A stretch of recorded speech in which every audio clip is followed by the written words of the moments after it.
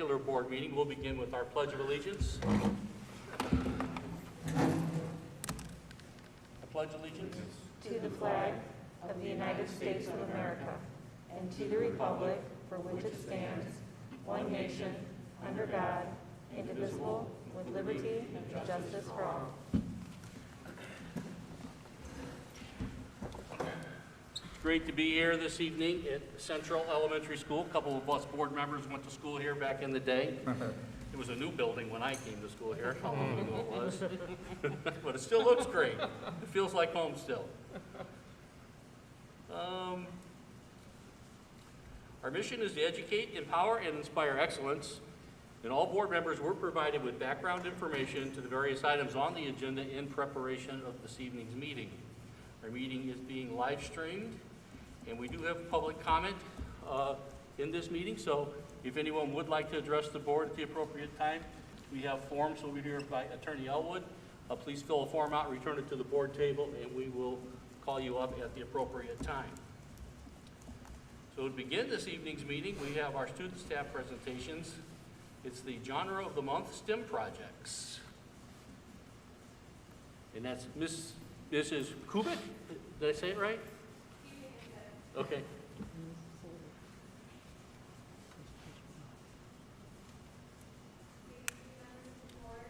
Dr. Alanes and our Portage Township School family. My name is Sue Soler, and I'm the principal here at Central Elementary School. I've invited Mrs. Kubik to join us this evening. Mrs. Kubik has started an amazing program here at Central for all grades, K through 5, and I cannot take any credit for the work that she has put into this program. She came to me last year and said, Sue, this is what I'm passionate about. I will not steal your thunder and share what that is, and I would love to be able to put it together and run with it. And I looked at her, I said, Sam, are you sure? It's a lot of work.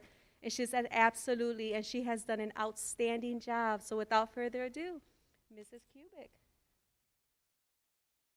Hi, I teach 5th grade here at Central, and genres is something that I've always been really interested in, and I think it's a fun thing because they're getting ready to go into middle school in 5th grade, and there's so much out there that they can get into, and a lot of them don't really go outside of like what they like. So I thought that it would be really cool this year to do like a genre of the month, and each week we have a different book that goes with the main genres, 4 books in 1 month. And then we did realistic fiction, historical fiction, fantasy, science fiction, mystery, traditional literature, biography, autobiography, informational, and poetry.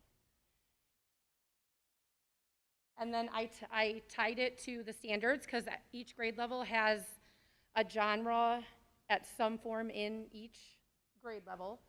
So I connected it to that when I introduced it to the staff. So that's K through 3rd, and then 4th and 5th grade as well. Okay. And then this was the order that we came up with. We did August, we kind of did like an intro. So we kind of just did like random books. We didn't actually have a genre that very first month because we were just trying to get everybody into the rhythm of like how it was going to go. And then that gave me time to put together the STEM tubs because those were a lot of work. And then each month we have a different one, and then you get a different book each week. I gave them a little bit of freedom when it came to their classroom. I know a lot of teachers, they already do so much, and I didn't want to make it seem like it was like another thing added, you know. So I told them that they could do as little or as much as that they wanted to do with it. And every Friday there would be a read aloud link sent through email that would have the book, and I always picked AR books so they could test on it for AR. And I purchased like activities that go with the book, so they went over like main idea or figurative language or something that they could like blend into their classroom throughout the week. And the first couple of times we did it as a school, so the book played all at once. But then with like schedule conflicts and stuff, I just sent them the link, so then they could play it whenever they wanted. And they also were able to blend in books that they knew from that genre, so they could talk about, a book that maybe I wasn't talking about, but they really liked. So that was another one. And then I included the test, the AR test with it, and the activities. And then it was really easy because all you had to do was click on the link and it took you to the book. And then I had physical copies of the book at the very front of the school because we did a bulletin board that did like the book of the week. And it's sitting there. And like sometimes the teachers take it because they want the physical copy and then they'll just put it back. And then they were able to just do, go from there. And then the second Friday of every month, we do a STEM activity that goes with the book of the week. So like the very first one, we did the Mr. McGee camping book. And one of the things that happens in the book is they fall into the river. And so the STEM activity for that week was to build an aluminum foil boat that could see who could hold like the most pennies. So that was their challenge that week with that book. And then I gave them everything that they needed. I made all the copies ahead of time. I made bins for them that have all the materials in it. So literally all I did was hand them the bin, and then they could do the activity whenever they had time. And then I asked them to take videos and pictures, and then we posted them on our Facebook page. And then this is some pictures of a couple of the activities. There's students putting the pennies into the boats on the boat activity. And then in the very middle, that was a trap for how to catch a monster, which was during October for Halloween. And then in the bottom one, they built like a Grinch sleigh for the Grinch that stole Christmas. Okay. And then this is just the schedule of what it was going to be. This is what I had at the beginning of the year for the teachers. And then I just told them to have fun, because that's what STEM is. I love STEM, so it's a lot of fun. And I think that's it. Yep. Good. Yeah. Did you find doing this way? Yeah, and it was actually a lot of fun because every grade level worked on the same activity. So it was fun to talk to teachers and find like what kindergarten teachers did that was different than what I did with my kids in 5th grade. And I thought that it was a lot of fun. And my kids, I do STEM activities every week in my room, and my kids absolutely love it. And getting them to work together in teams is so big, and it's such a huge part of what they're going to have to do when they get older. So I think it's good for them to learn it as early as possible. It's outstanding. Great. It's Thank you. outstanding. Any other questions or comments? I'd like to ask you, were funding sources, Title I provide the books for you, or how? No, how I did bought you- all the books myself. Yeah, I bought what I all, thought yeah. when you said The STEM materials, for the STEM bins, I did that, but with the book, it was just the one book that I set in the hallway. Okay. So I just bought them myself. But I did have everything for the STEM bins was provided, and I went, and I think it was student funds. And that's how I used, and I went to Walmart and I got like a bunch of bins and supplies and everything, and I put it all together. And my students helped me too. I just want to make a comment and just say thank you for your innovation, doing something different to keep kids engaged in learning, and your commitment, because that's what you're speaking of right now, which are our core values here at Portage Township Schools. So thank you. Thanks. That it? I don't usually talk in front of adults. I'm really nervous. Well, you did a great You job. did a great job. You Yeah, did thank really you for great. presenting that Thank to you. us. It's outstanding.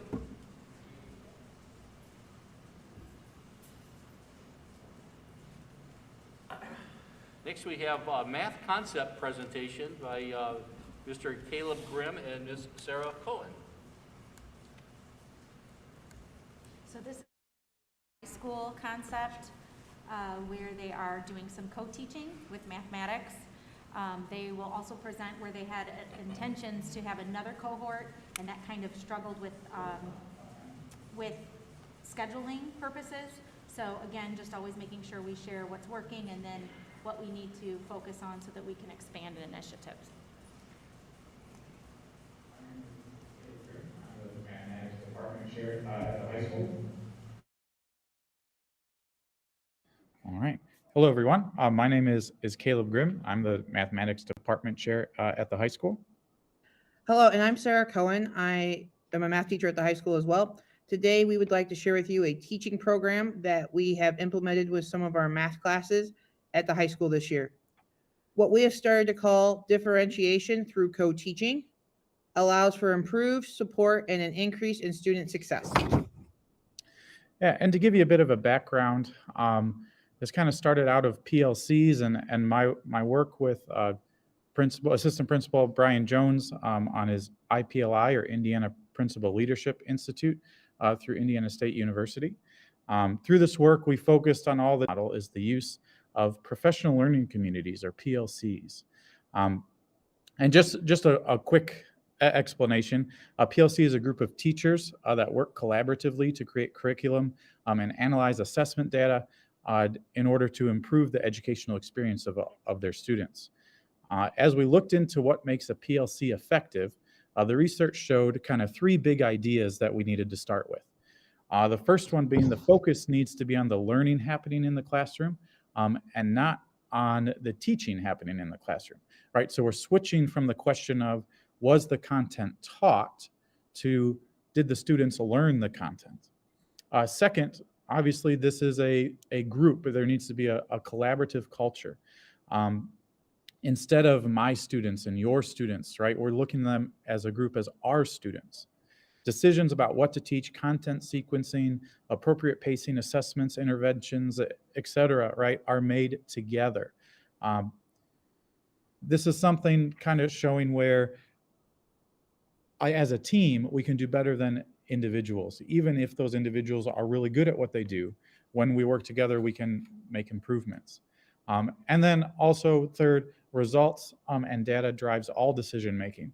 Right, the focus is on the end product, usually student learning, and not on the intent or the process that kind of goes into it.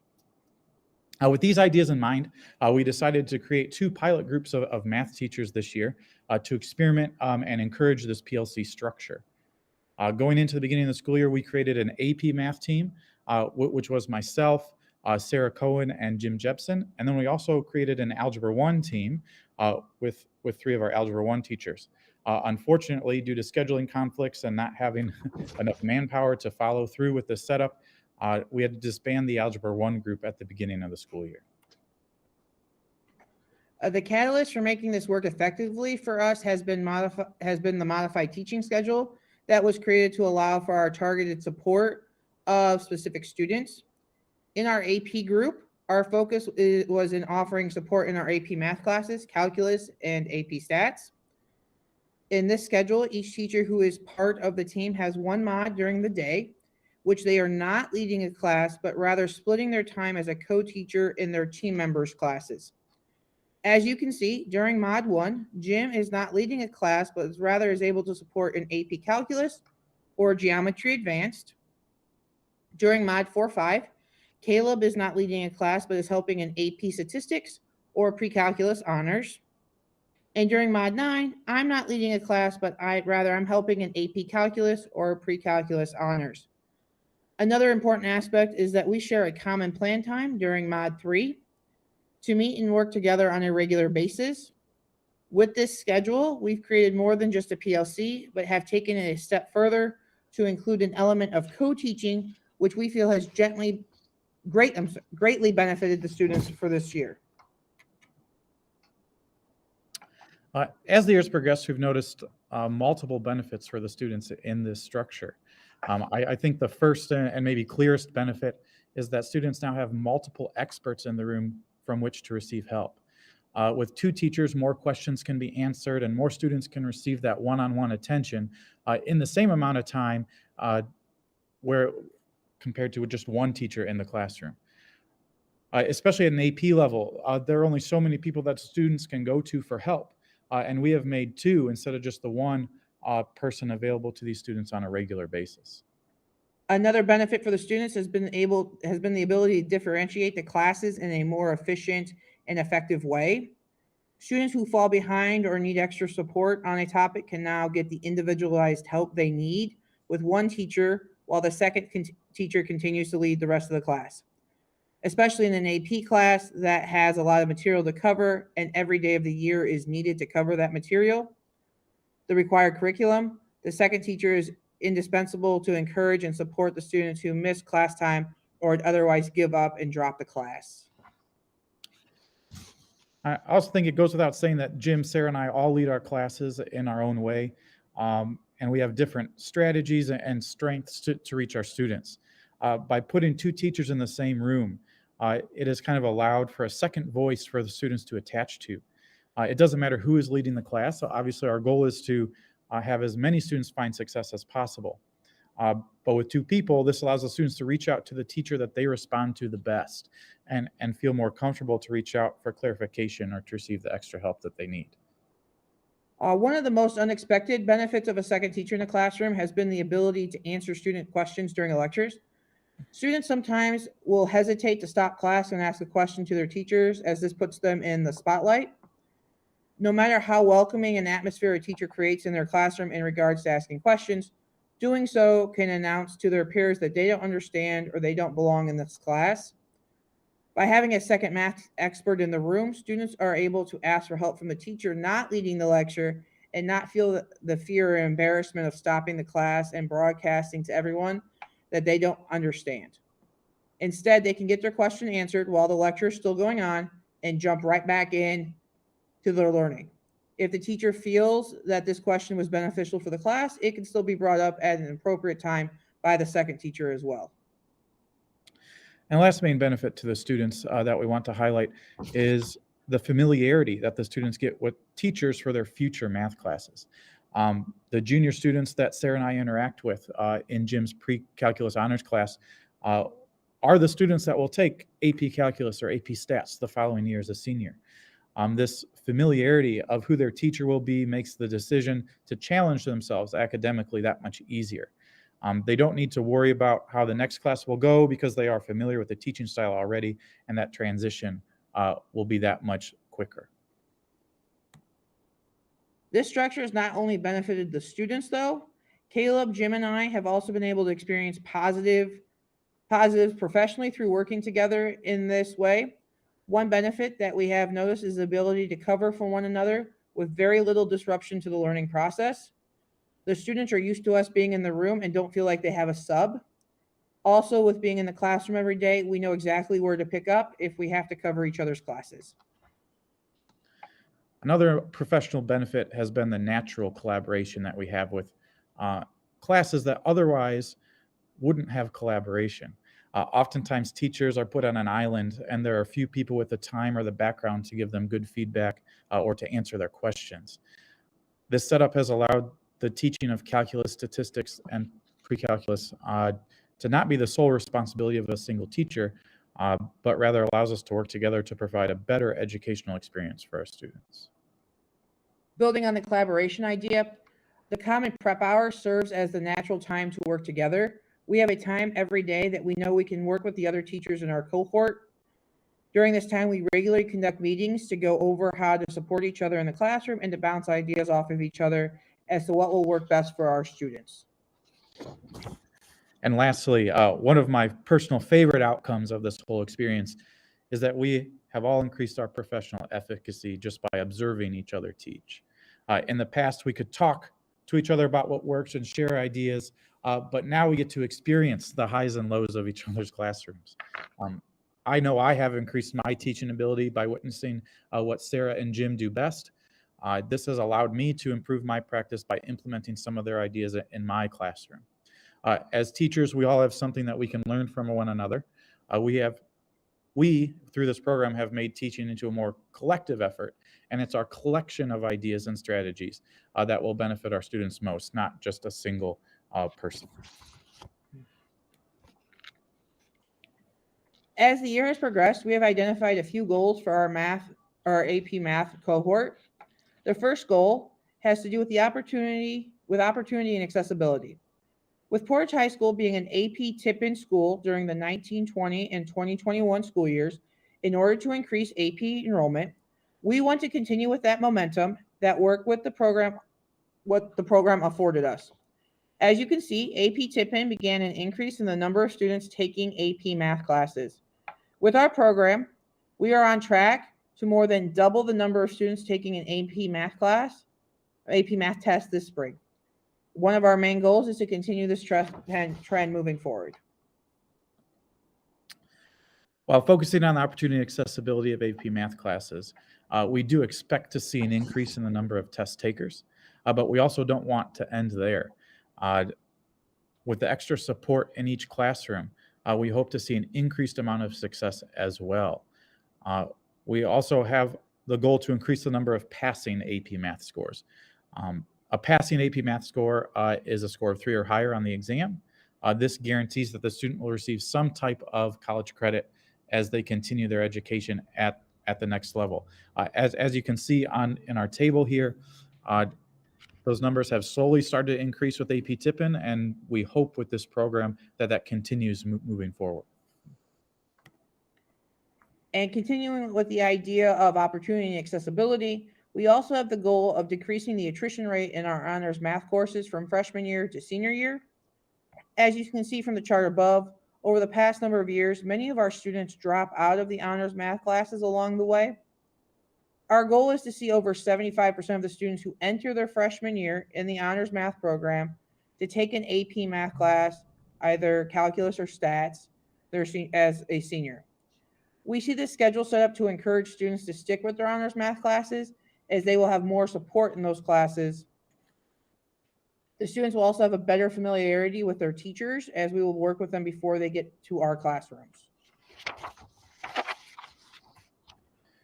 While a lot of our goals have been about opportunity and accessibility, we also want to make sure that equity is a focus as we continue to increase enrollment. Our district has a diverse student population, and we want to make sure that the diversity is reflected in the opportunities in our honors math classes.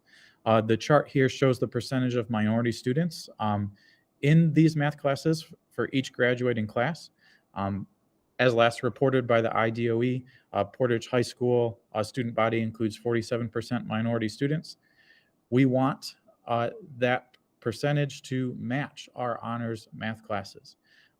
As you can see in the past, we haven't always reached this goal, but as a team, we hope to learn best how to increase opportunity and equity at the same time. We hope to continue to find success with the structure we have in place. The ability to improve the educational experience of our students is something we all strive for. We believe in what we are doing and think that it is to the benefit of Portage High School. We thank you for the opportunity to share with you the ideas for differentiation through co-teaching. Thank you for your time. Very good, thank you. Anybody have any comments or thoughts? Hopefully they're watching out there so we can give us some feedback. Actually, I got a couple of questions. Is this new to Portage Township Schools or just new to Portage High School specifically? So this co-teaching model with general education teachers in this setting is new to Portage High School. There is a lot more opportunity at the elementary and middle school for those things to occur with common times or flexibility of scheduling. But with the size of our high school and the number of teachers it takes to teach the courses that students need or those additional courses that they would just like to take, oftentimes common plan time is very difficult to come by. So by coming up with those few cohorts, Dr. Stevens and the high school team worked to establish who was interested in this model and then felt that the PLC model could be taken a step further with that co-teaching experience. And as Caleb mentioned, it's a project that Mr. Jones wanted to enhance through his IPLI program with Indiana State. So we anticipate that expanding even further. Thank you. Then just one more comment, and then I want to say thank you as well. The comment is it possible for Mr. Jones to present to us at the end of his IPLI project what the overall results is? Because that's fascinating, because it is hard to do a secondary. And then for future discussions is, can we have AP Tippin just to give us additional data and resources about the impact that has had I know we talked about math, but I think there's some other subjects that we have as well. Yep. If there are opportunities there, and then I want to just end and say, I'm thrilled to see that the teachers are thinking about equity for our students as well when they're trying to build these, when they're building these opportunities out for students. So thank you. Definitely, we can have AP Tippin data before the board, and also when the cohort for IPLI came at the end of last school year, we did intend for them to return back and give you some of the results from there. I believe it's Mr. Evers, Mr. Jones, Mrs. Black, Mrs. Solar, you're in that, aren't you? Yes, so there's several fascinating opportunities that they are working through alongside their teachers, and Dr. Stevens meets and supports them through those things, and then I get the pleasure of seeing just how it's rolling out.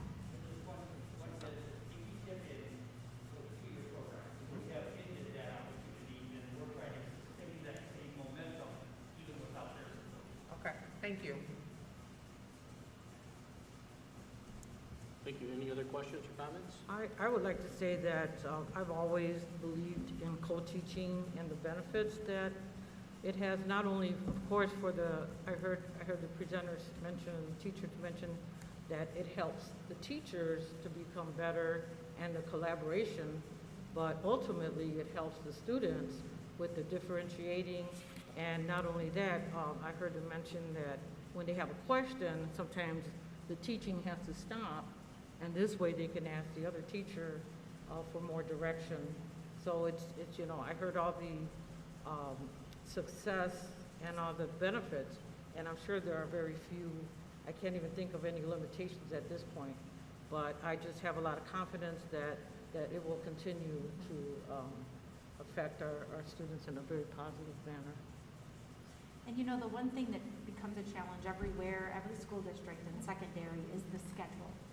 And the one thing that Dr. Stevens and I have talked about a lot is that both our secondary, middle schools, and high school, they don't allow the schedule to limit opportunities. They find a way to make the schedule work so that kids' needs can be met.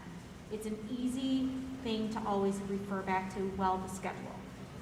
Now, when you're talking manpower and that, it gets a little trickier. But also, while having this particular cohort and them sharing the success that they're having, as well as the challenges that come with it, it will also help us to be able to kind of look at who else is interested in this type of model. Some people need a little bit more background and how did you get through that, give me some pointers. Okay, maybe now I'm willing to kind of join in on that. But we're just really pleased that it's never been that the schedule limits opportunities for kids. They really do try to find creative ways to help teachers be able to build this level of collaboration for our students. Great, thank you. Any other questions or comments? Outstanding, thank you. Okay, next we have an update on our district bond projects. Milay.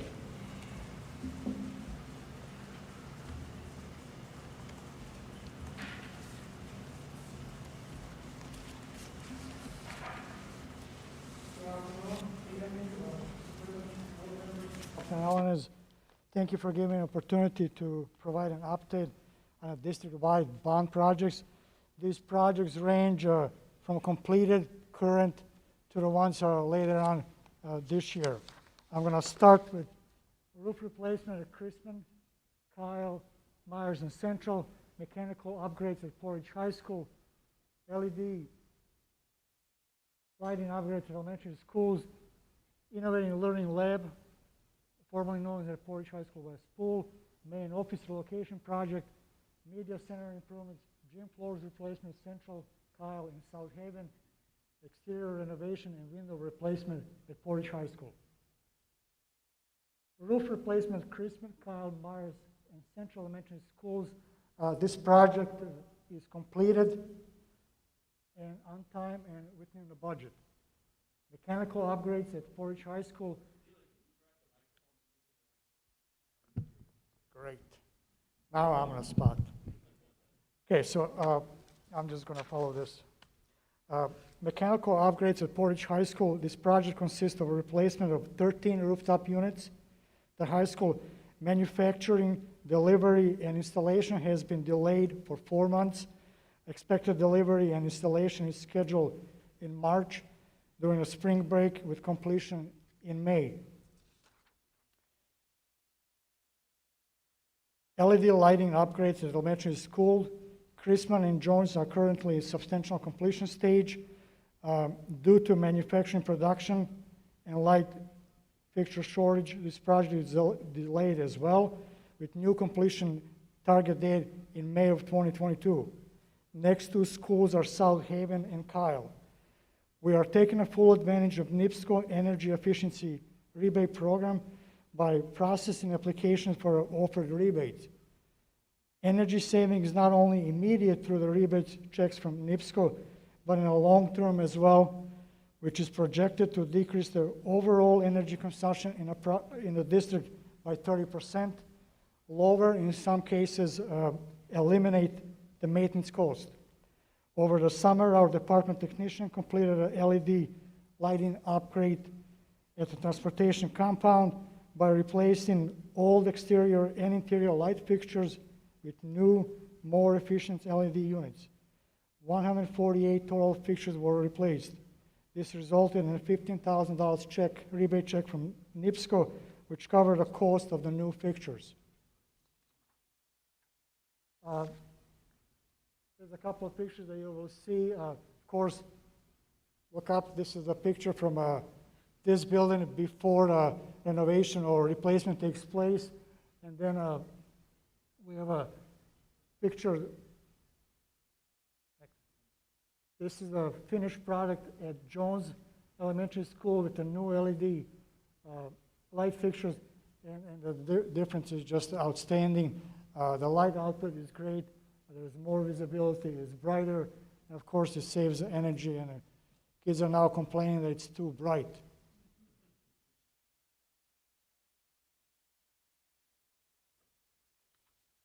Exterior renovation and window replacement at high school.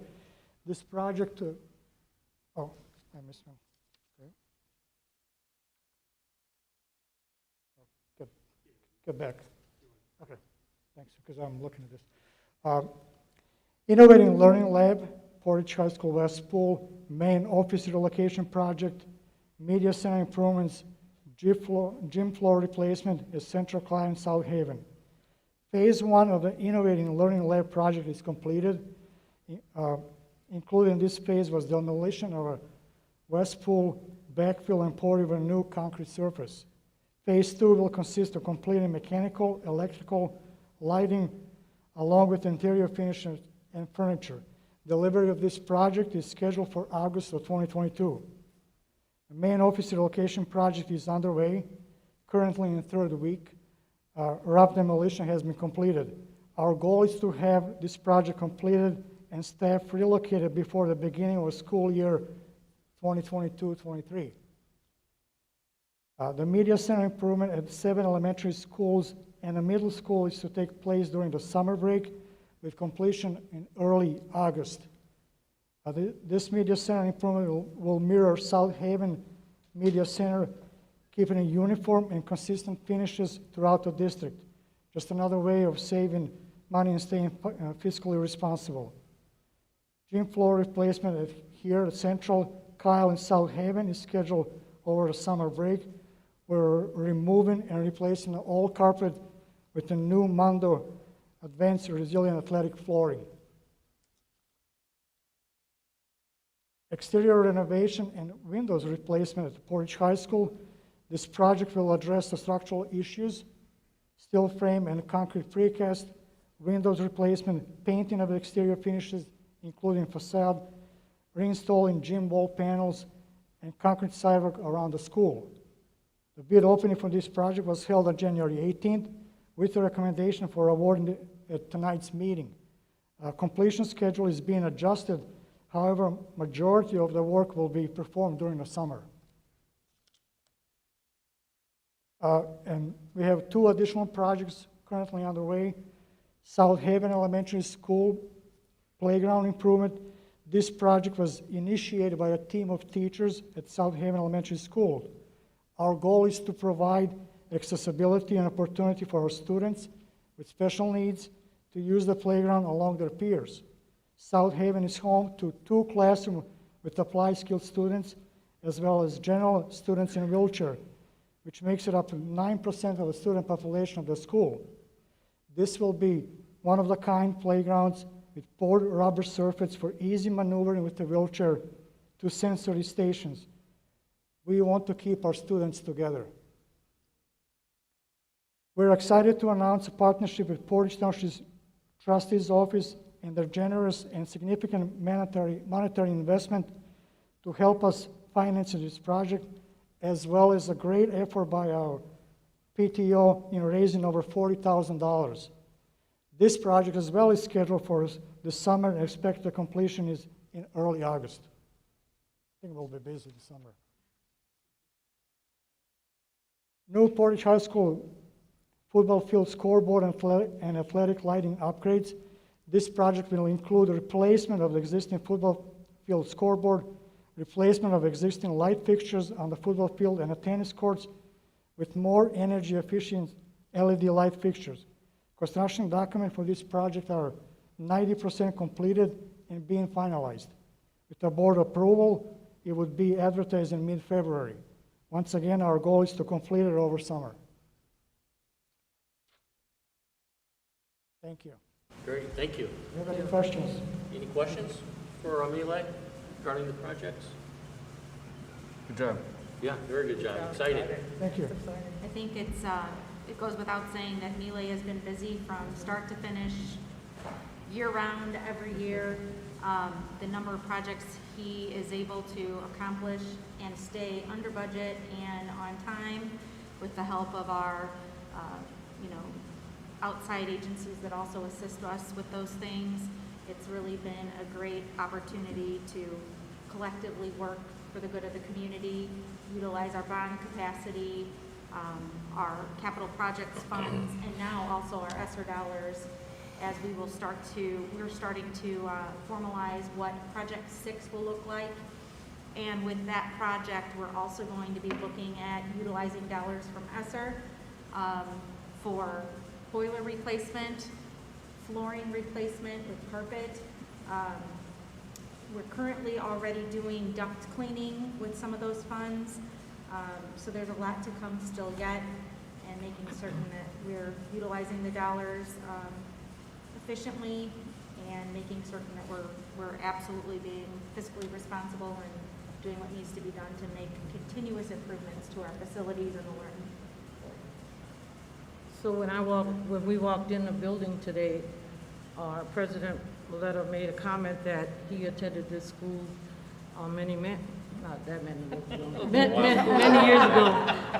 But, the fact that he said it still looks good, and it still looks lively, and it's colorful, very inviting. And so we shouldn't walk into a building and say, wow, this building is really old and it needs so much repair. And I don't see that in our schools. So thank you to my colleagues and to everyone that is making this possible for our community, for our students. Thank you. Yeah, and that was a comment that we made coming out of when we did the tour at the high school, just walking through those halls, and it's like, that school just let out an hour ago, and the place looks immaculate. It looks like a brand new building. It sparkles. So, that's a credit to all those who work within there and the custodial staff on the tremendous job they do. And you're right, every building that we ever go into, you always come away with that boy, these are really well taken care of. They look good, and it's exciting that we're finding those things like changing lighting and fixing the floors and keeping them up.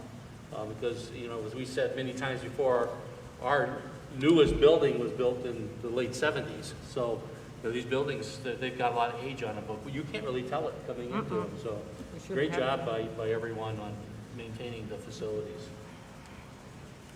Thank you, Mile. Okay, we'll move on. Any adjustments to the agenda from the board? Nope. We have our superintendent's consent agenda, which has our personnel report, as well as our donation report and claims report, facility use report. Do we have a motion to approve the superintendent's consent agenda? I'll make a motion. Second? We have the motion and a second. Any discussion? Hearing none, call roll, please. Trustee Maleta. Yes. Trustee Williams, yes. Trustee Wilkie. Yes. Trustee Finley. Yes. Trustee Vasquez. Yes? We have our board's consent agenda, which includes the minutes of our discussion meeting of January the 10th. Do we have a motion to approve? I make a motion to approve the minutes. Second. We have a motion and a second. Any discussion? Hearing none, call roll, please. Trustee Williams, yes. Trustee Wilkie. Yes. Trustee Finley. Yes. Trustee Vasquez. Yes? Trustee Maleta. Yes. Next, we have our board development committee reports. Are there any reports from the board from committees? Okay. I'd like to report on the food pantry. Just to give you an idea of what the food pantry does, just a little information. The food pantry is a nonprofit organization. It's supported by the community, churches, businesses, members, and organizations. It's operated by a group of volunteers that provide food assistance to qualifying families in need, and that's done every month. From every Thursday from 10 until 12. However, new to the schedule is on Thursdays, as I reported in the past. Thursday now has hours of operation from 4 until 6, and that's located at 3590 Willow Creek. And make sure, if anyone is interested, to contact the Portage Township Trustee's Office for information for certification. 365 households were served during the month of December. There were over 25,000 pounds of food that were received in order to distribute to our families. Over $7,300 were donated as a monetary donation from our community. So that is information I have about the food pantry. The Portage Education Foundation, we held last month's meeting at Chrisman Elementary. Sean Chamberlain, she's one of the grant recipients, presented her Sensory Path project along with Principal Scott Hufford and Sean, and Holly Klein also presented information about how they demonstrated the sensory path and how it's located in the hallway and how it helps their students. Also, the board thanked this board for participating in the Jovial Jeans fundraiser, along with all the staff members that participated during that week. The Major Saver fundraiser was a success again, and the Education Foundation will be receiving a check in the near future, and that this foundation will also give a check to all the individual schools who participated.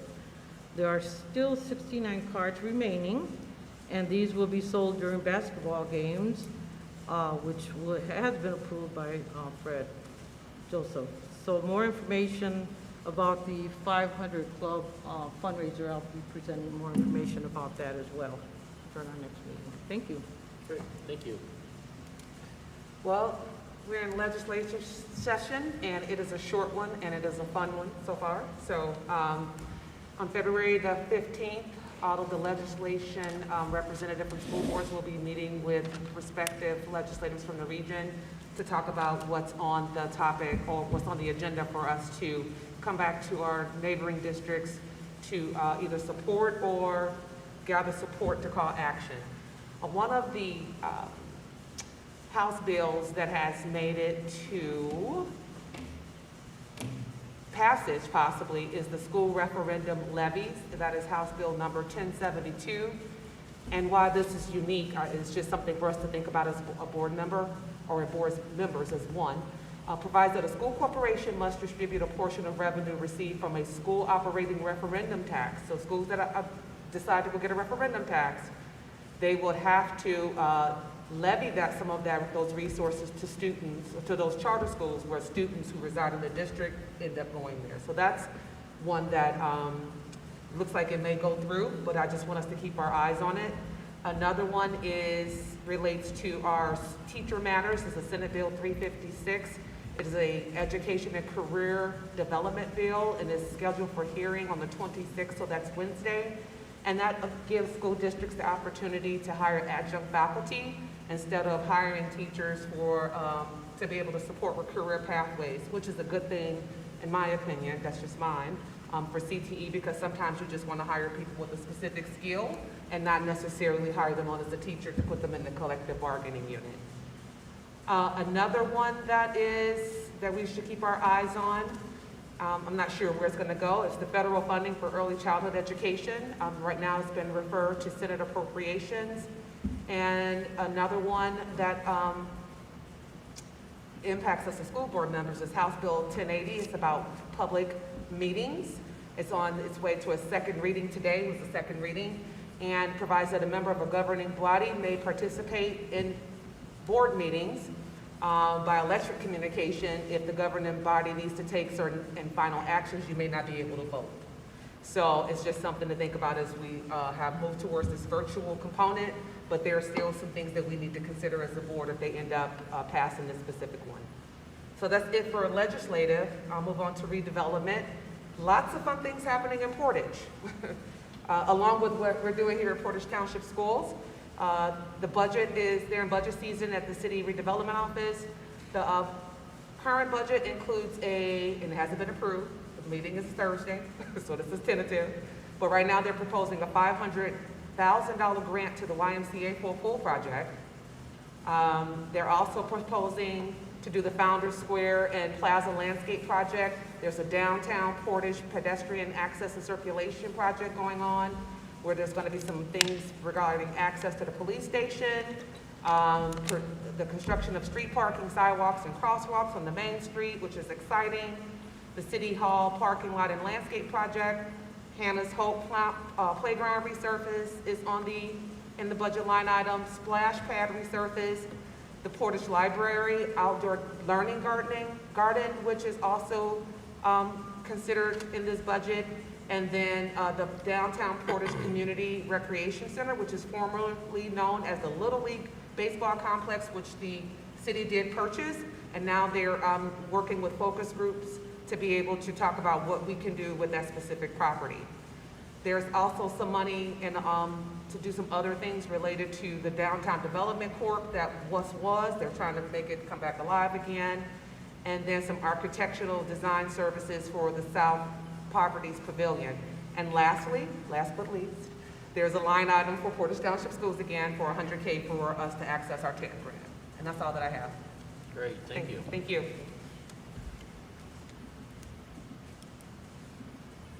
Okay, next we have approval of resolution R01-2022, transfer of appropriations. Director Alanis? Yes, I wanted to share some information with you. Although this is typically the first resolution of each fiscal year, Mr. Grahn and I had spoke specifically about some of the reasons of the transfers existing. And so we decided that through his explanation, he memorialized this in a memorandum so that then we are able to, in the future, look back and historically know why these changes specifically were made, and our community also knows. I want to call out in particular the reason for some of these transfers is that Mr. Grahn and his team were looking to make more specific accounts other than things that are just under business manager. So when you go through and the transfer for those items in the education fund and operations, it gives you much more detail than what we maybe have put in the past when we're making adjustments. And again, one of the reasons being that they are working to make more detailed accounts. So with that, I just want to share a couple of things. With education fund, the transfers, joint service special ed, it's now going to be the account of area vocational school. Same thing, elementary instruction, that particular account is actually full day kindergarten. Elementary instruction again, elementary summer school. Middle school instruction is middle school summer school. Social work services is being changed to counseling services, nurse services to other health services. Computer instructional services is network support, and instructional support services are principal services. So with that in mind, I just want to mention that the instructional support service is the principal's, kind of that budget that Mrs. Solar is accessing for the STEM projects. That's that particular budget. the principals can utilize to support any initiatives that are specific to their schools. Then I want to just mention operations fund. Again, you'll see community relations changing to staff relations. Business manager, that's where you see several of those, and they're being switched to purchasing services, printing services, personnel training. The building maintenance accounts, you're seeing that those are being switched to equipment maintenance, vehicle maintenance, insurance, so that they're more detailed and specific. So I just want to call out that these transfers are within those accounts to make certain that we're being very transparent about what those accounts are, and I applaud Nick. This is a large undertaking, but I think as you see this and as our community sees this, it gives a better idea of what these funds are, rather than having multiple funds that say business manager. So again, this resolution, I just ask that he put this in a memo for us all, and moving to the future, as these changes happen each year, we'll memorialize it as well. Thank you. Do we have a motion to approve the resolution R01-2022 transfer of appropriations? Motion to approve? Second? We have a motion and a second. Any discussion? Hearing none, call roll, please. Trustee Wilkie. Yes. Trustee Finley. Yes. Trustee Vasquez. Yes. Trustee Maleta. Yes. Trustee Williams. Yes. Next, we have our recommendation and approval of the Portage High School exterior envelope. So this is an exciting project. The exterior envelope of Portage High School, it was advertised in the newspaper on December 20th and the 27th of December as well, in the Times and the Post-Tribune. The bid opening, as Mile mentioned, was held January 18th at 10 a.m. And we do have the recommendation to award to Gary Up Construction in the amount of $1,700,500. And this would also include what was originally considered an alternate. I have that correct, Chris, right? Correct. Okay. We decided that also that first alternate was the glazing and the frames, so the additional windows that are not impacted by the structural damage, which is then the first floor. We're also going to include that into the main scope of the project. So that's the $715,840, so that we can make certain that all of those windows are replaced. So the total cost of the project is $2,416,340. Thank you. And Mr. Elwood, this falls under our responsible and responsive bidder policy. Yes, I was at the bid opening and reviewed the bids, and it's compliant with the responsible bidder ordinance. Great, thank you. Do you have a motion to approve the recommendation of the Portage High School exterior envelope? I'll make a motion. A second? You have a motion and a second. Any discussion? Call roll, please. Trustee Finley. Yes. Trustee Vasquez. Yes. Trustee Maleta. Yes. Trustee Wilkie. Yes. Trustee Williams, yes. Okay, next we have our approval of the school calendar for the school year 2022 to 2023. As you recall, previously, we did adjust what is now this year's school calendar to be in alignment with our county peers. And we did hold off a year on any adjustments to the calendar start date.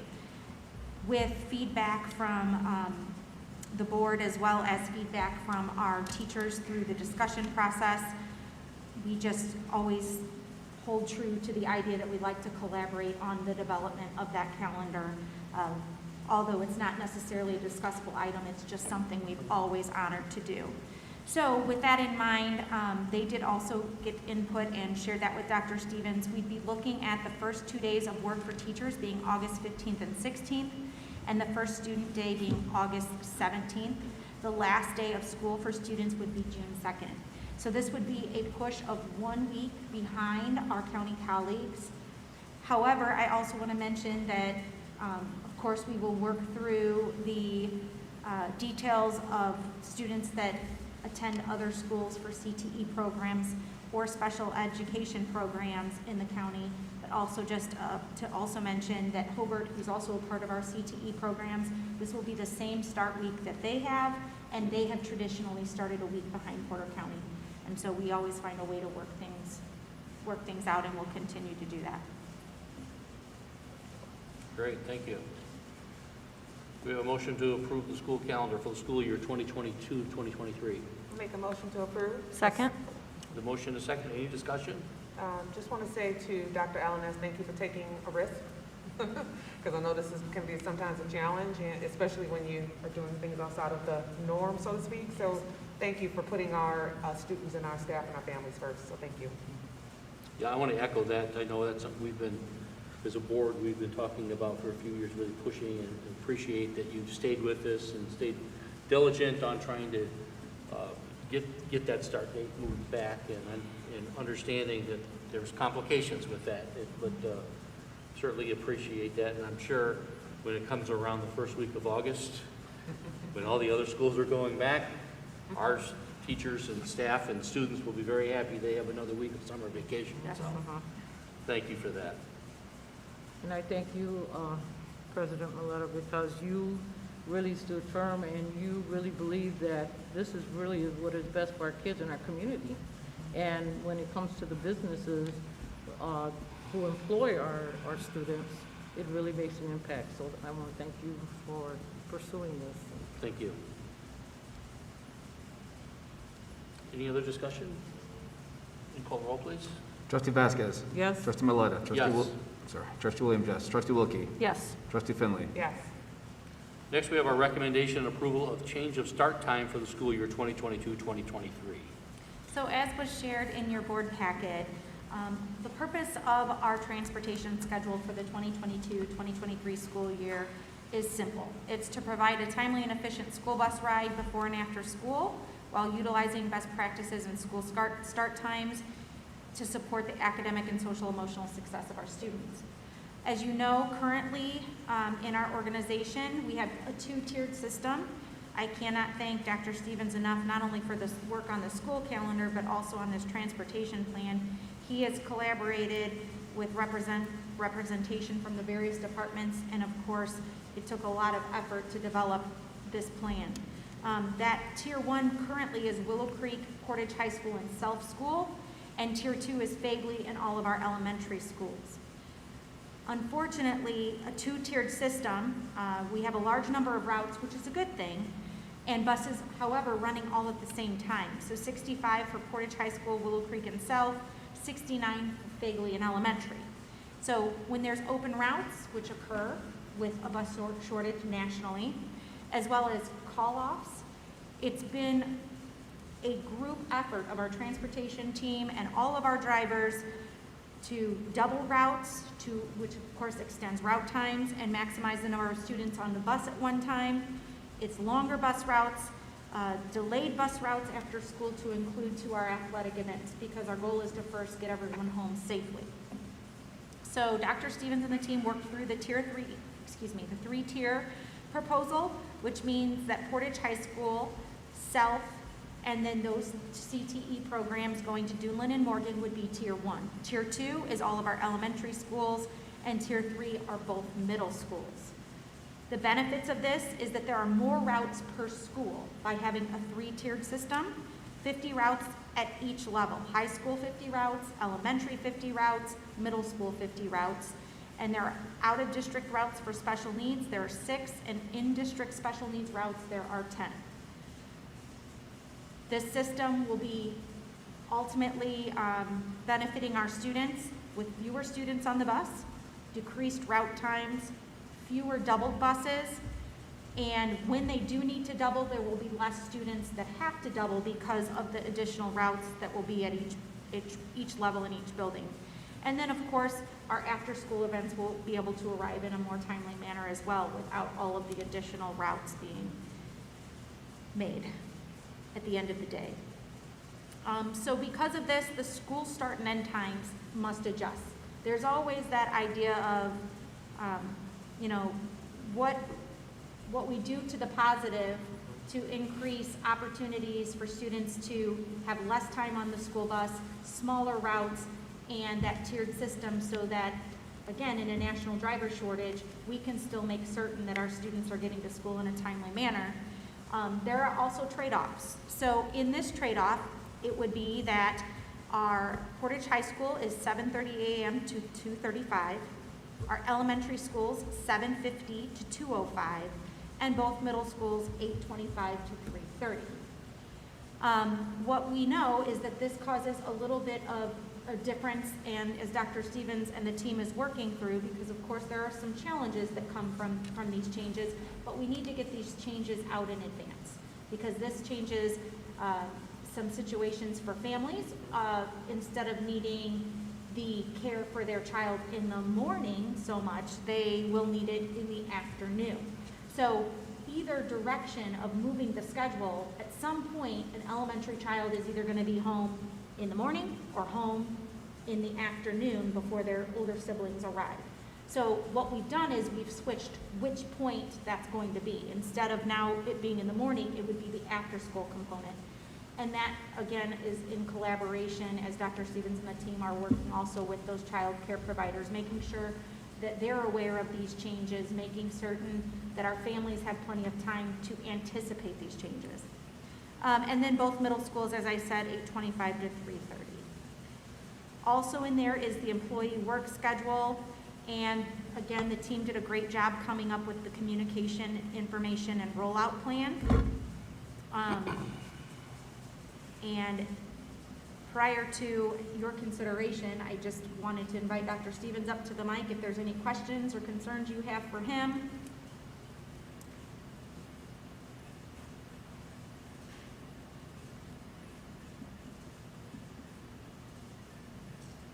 Anybody have any questions for Dr. Stevens? This is definitely going to be a mind shift. You're right, either way you do this, there's a win and there's a lose. Yeah.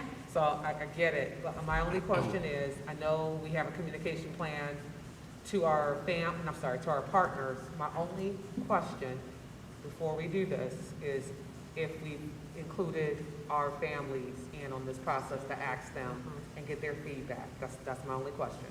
So the blunt answer is no. What we did was try to do what we could to make our transportation as safe and consistent as we could. And we felt as if we asked too many questions, we were going to get too many answers. And we had to find something that we could consistently support and make happen. And thus we did talk with a lot of different stakeholders inside of our groups. And those questions were asked, and there's still some tough questions to be answered. And Scott Hufford is one of our middle school or our elementary representatives that has been on that team. I can't thank enough Melissa Devers-Lowy, who has been a big part of keeping these meetings organized and compiling the information. But we've had representation from our different departments that have also been parents that have tried to ask those same tough questions. And thus, what we will try to do is help answer the questions before they're even asked. So we will go to our providers, our healthcare providers around the area and say, what can we do to try to help with this switch in terms of transportation to and from Boys and Girls Club and the YMCA and other providers. And then also, we wanted to get this out to families early enough that they could talk with other groups, if grandparents needed to be invited to change from a morning watch to an afternoon watch or whatever the case may be, that they would have that opportunity to change this in time. We felt as if the consistent transportation, especially of our elementary students, outweighed anything else that we could come up with, because what we will find now is that our elementary buses will be consistently available at a time to board, whereas now they're kind of trickling in from previous routes. We also felt that meant that those buses will have less time en route, which meant the students will spend less time on the bus, and they will have a consistent drop-off time that we can predict much more closely, so that those parents who currently are very concerned sometimes when we're 10 or 15 minutes late, as they should be, and as I don't blame them. We feel like we can allay a lot of those fears, especially for our younger students, if we can consistently get them home at a certain time. So as I think you guys all realize, this is going to be a difficult situation. We want to try to make it as clear as possible of why we made these decisions, and then work with our different constituents to make the transition as smooth and easy as we possibly can. We want our children to be safe and moved consistently, and that's our driving force behind why we asked the question in the first place. I also think it's important to note that after-school opportunities for childcare are more, there are more of those in the community than there are morning care. I would almost be more concerned to go the reverse if we were going with, now you need someone in the morning. Because morning care, not all of our community partners offer. There is more opportunity for after-school care should people need to adjust to do that.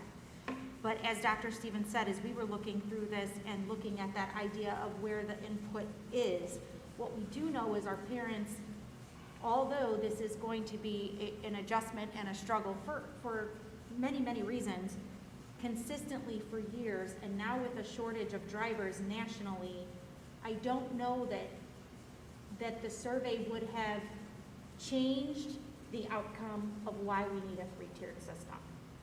And what we do know is our CTE programs, the rest of our partners are not able to make the adjustments we're trying to make, and that became a struggle as well. It really fixed that particular group. So even if the feedback was, well, I like it the way it is now, if we can't move this forward with the tiers as they are in place with this time schedule, then we can't solve our issue. That's the struggle. I think it's anything, it's change, and change is going to be difficult, and you'll always have, some people are going to love it, and some people are not going to love it, and, but I think, this has been this way for a long time, probably so long that none of us around know why it was this way. Correct. So, to make that change is difficult. So I commend you for taking on the task, and to me, I agree. I think improvement to our transportation systems really outweigh anything else, because something needed to be done there too. So I think this is, I think, a really good proposal. I will say, and I know Melissa does an incredible job, communication, this is going to be one of those things that's going to need to be communicated over and Correct. over and over throughout the summer as we head into the new school year. So no one can say, wow, they changed it on me at the last minute, I didn't know it. So I think that's going to be a key to this, is getting that communication and explaining it to the community where they can understand, here's why this is happening. Yes, and you'll see in that communication plan that it starts with communication, in January, then moving in March, May, August. I mean, there will be consistent opportunities for that plan to be communicated. And I guess to answer your question more succinctly, if the response would have been, we prefer it to stay as is, then we will forever have this situation where kids are just going to be significantly delayed home. So I don't know how to survey that without getting an answer that then we are forever not going to adjust to get kids home timely. Right. Yes, Bottom line, do we think this is in the best interest of the safety of our students? 100%. Yep. Yep. So in terms of after-school childcare, especially, for our elementary students, there is transportation to the Boys and Girls Club? Yes, and the YMCA. From all of the elementary buildings? Yes. Different buildings work with different providers. Right. But transportation to the provider, yes, we're going to make sure that they can get there safely. And we're also making some adjustments to, like our after-school clubs and the like, so that we can make sure that can continue in a safe fashion as well. And there are several child care providers outside of Boys and Girls Club and the YMCA that we also transport to. Yes. And I have a feeling you'll have a whole lot of middle school age children who will be really happy they get to sleep in a little bit. About half, because one school is moving in one way and one's, yeah. Right. Oh, okay. Any other questions or comments? If not, do we have a motion to approve the change of start times for the 2022-2023 school year? I'll make a motion. Second? With a motion to second, any further discussion? Hearing none, call roll, please. Trustee Maleta. Yes. Trustee Williams, yes. Trustee Wilkie. Yes. Trustee Finley. Yes. Trustee Vasquez. Yes. Thank you, Dr. Stevens. Congratulations. I know that had to be complicated. Oh, yeah, it is. Yes. Guaranteed. Next, we have approval of new course proposals for Portage High School. Dr. Alanis? I'm excited to share with you that we are adding digital design graphics, astronomy, composition, grammar, management fundamentals, short stories, principles of business operations and technology, and jobs for America's graduates to the course offerings. Very good. We have a motion to approve the new course proposals for Portage High School. I'll make a motion to approve. Second? We have a motion and a second. Any discussion or questions? Just want to make a comment, and excited to see Jobs for America's graduates on here, because their program really has done a lot to impact our at-risk students in the country. So excited to see that one, so thank you. Any other comments, questions? Hearing none, call roll, please. Trustee Williams, yes. Trustee Wilkie. Yes. Trustee Finley. Yes. Trustee Vasquez. Yes. Trustee Maleta. Yes. Next, we have our recommendation to approve the pay increase for the Porter County Sheriff Office rotational officers. Yes, I worked with Attorney Elwood. The adjustment to the memorandum of understanding for the rotational officers, this is going to be in effect throughout the county at one point or another in the coming month or very short couple of months, and that will be from $30 an hour to $40 an hour. Thank you. Do we have a motion to approve pay increase for the Porter County Sheriff Office rotational officers? I make a motion to approve the pay increase. I'll second. We have a motion and a second. Any discussion? Call a roll, please. Trustee Wilkie. Yes. Trustee Finley. Yes. Trustee Vasquez. Yes. Trustee Maleta. Yes. Trustee Williams, yes. Next, we have our approval of overnight field trip for the Portage High School students to Six Flags Great America on May the 21st to the 22nd by the senior class. Do we have a motion to approve? Make a motion to approve? Second? We have a motion and a second. Any discussion? Just a question. Praying that everything gets better. I really am. Will this be contingent upon what's happening with COVID? Yes, it Respect to will. that. Okay. Yes, it Thank will. you. Any other questions or comments? Hearing none, call a roll, please. Trustee Finley. Yes. Trustee Vasquez. Yes. Trustee Maleta. Yes. Trustee Williams, yes. Trustee Wilkie. Yes. Next, we have our approval of the Spring 22 musical. I have shared with you the proposal and the profit loss analysis that Mahafa has provided us. I want to thank her for her flexibility as she was working with the thespians to get a show in order. I want to thank those students as well. We had to ask her to pivot a couple of different times for a couple of different reasons, but without fail, she and her thespian group made that happen. So I'm very pleased to announce that the spring musical I'm asking for your approval this evening for is 42nd Street. There's many character roles, musician parts, and all sorts of different things for our students to take part in should they decide to do that. Do you have a motion to approve the Spring 2022 musical? I'd like to make a motion to approve. Second. Do the motion a second. Any discussion? I have a question. Will our elementary students be able to be transported at any given time to?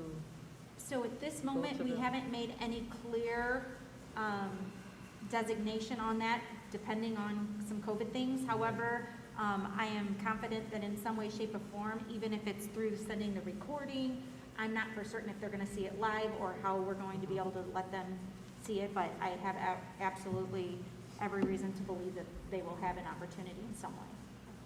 And not only elementary, middle school Yes. students as well, because sometimes it just takes one experience like that to get students to get involved and to enjoy and appreciate music and theater. And that passion might already be there, but once they experience it live or via, Right. it'll make a difference. It could. Thank you. Any other comments or questions? Hearing none, call the roll, please. Trustee Vasquez. Yes. Trustee Maleta. Yes. Trustee Williams, yes. Trustee Wilkie. Yes. Trustee Finley. Yes. Okay, next we have our superintendent reports. First, I would like to thank Mr. Mavrovich and his crew, the plowing. They've done a great job. They were out all day yesterday, and then, of course, came to just start all over again this morning. I want to thank families for their flexibility as the snow this morning hit us at a time where roads were good and passable, and then it just got really interesting for a while there. So I appreciate their flexibility, and we had a really great day of attendance, and by the end of the day, all roads were back to being clear. So that was great. And of course, thank you to those in the county as well as in the city for making those roads passable for us all. I want to thank the drivers for their safe and slow travel this morning. They did a great job. I know that this, again, we had several routes out this morning and all was good, and then it just decided to take a shift for us. Also, the flexibility of all of our staff, not just today, but every day. Our teachers, our support staff, everyone is doing just as much as they can with the best interest of kids in mind each and every day, and we appreciate it. Also, this week's newsletter was sent today. There are several things in there that I want to mention. January 27th is the Career and Tech Ed Open House. That will be the second one, and that's at all locations for our juniors and seniors in the event that they want to take advantage of those opportunities for the fall. Also, our Portage High School Theater fundraiser for the Thespians is February 14th at Chipotle.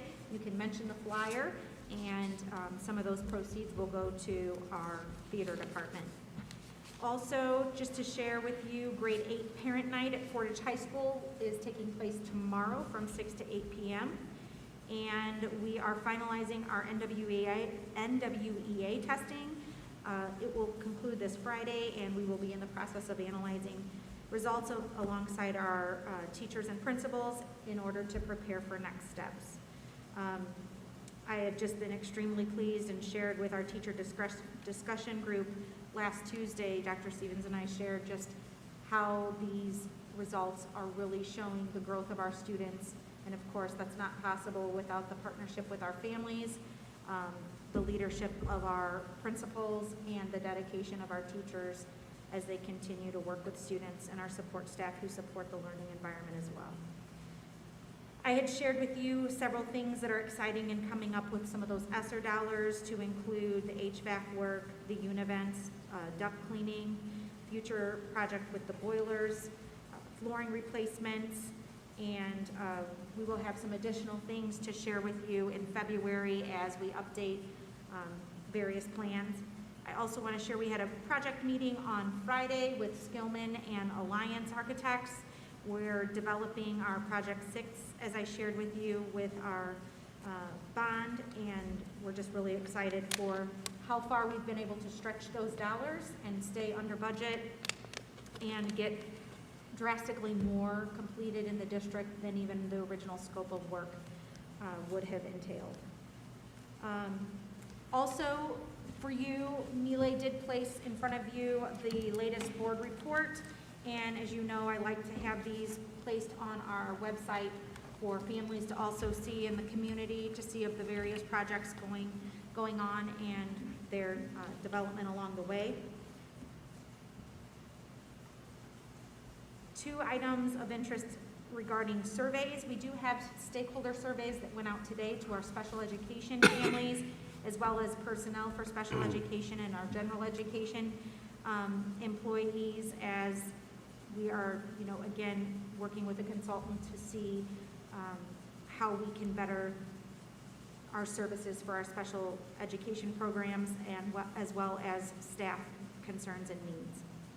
Dr. Stevens has been working really closely with our principals as they are working with their high reliability schools coaches. They have done some surveying of level 1 with safe and collaborative schools, and we're going to be analyzing a lot of those results, and I will be sharing some of those observations with you. And then Dr. Stevens is developing a proposal now to incorporate those high reliability schools coaches into the second level, which is the instructional strategies for next fall. So it's a great opportunity to look at areas in our surveys for a collaborative culture and how our climate is, and work through that. As you know, nationally, it is a difficult time in education. Teachers are exhausted, and this survey will help us to drastically look at some of those areas where we can make improvements in our classrooms and throughout our district. The only other item I had is about reaching out. I reached out to our association president, Mrs. Chamberlain, as we are all looking to take action on the legislation in place, and we will be developing an action plan collectively to unify all of our efforts throughout the district, to just do what we can to make certain that educators' voices are heard on how some of these things impact the classroom and the learning environment and ultimately our students. I will be sure to share those things with you as they develop. Thank you. Are there any items not on the agenda from the board? I do have one. As we look at what's gone on so far since the beginning of the school year, and especially now coming back after the holidays, the additional stress and pressures that the pandemic has brought on, that continues to bring on. We've had a lot of absenteeism from staff, and people have had to fill in those roles and help out and double up, and really doing everything they can to keep our schools open and do what's right for our kids, up and down, from our teachers, the fabulous job that they do, down to our custodians, food service workers, bus drivers, et cetera, et cetera. I did reach out to Dr. Alanez and to Nick to find out, utilizing ESSER funds, if it's possible for us to do a all-employee stipend again, like we did over the summer. A $500 one is what I would propose now, based off of some of those conversations of what we can afford right now, what we can do. So I would like to propose, and Dr. Allen, maybe you can chime in on what that would cost the district, how it would work, but that we give every employee a $500 stipend as a thank you to help those, some of people who had to be off work and had to use personal time.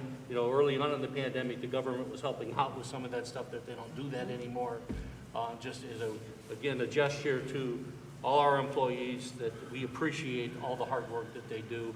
I know Dr. Alnes has reached out to the PAT, and I asked her if she could reach out to them and draft a MOU, because with that group, we would need to have that collaboration with them, and I believe she's done that so far. So I'd like to open that up to any comments anybody has, and Dr. Alnes, maybe you can share what that total cost of the district would be. So this again is in compliance with the use of the federal funds for ESSER, not as a universal or across the board, so there are requirements for determining what those additional responsibilities have been, so that those dollars can be utilized to compensate for the additional workload and the additional challenges that have presented themselves. So I wanted to just share with you again, we would do this by job classification, and the additional duties would have to be validated by the supervisor, and also each employee would attest that they did complete those additional duties, and the checklist is the same as the first time. As President Maleta did mention, I feel it important to mention that through my conversation this afternoon with Sean Chamberlain, who is the president for the Teachers Association, that the Teachers Association is in agreement that any direction that the board would like to take in regards to an ESSER stipend, they are of the same belief that it should be an equivalent amount for everyone's contributions. And I think that says a lot, because that's that recognition that we really are truly all in this together, and it takes everyone's effort. Regarding the amount, so when the first stipend was approved in the summer, this was 12% of the total budget of all 3 grants for ESSER 1, 2, and 3. The amount for this proposed stipend of the $500 would cost $500,000. The first one cost 1.2 million on average. And then when you took into account FICA, perf, and turf, that was approximately another 220,000. So let me go back to the winter one. For winter, a $500 stipend per employee, one-time stipend, would cost the district upfront approximately $500,000. But then when you consider FICA, perf, and turf, it's an additional $95,000. So we're at $595,000 is the estimate.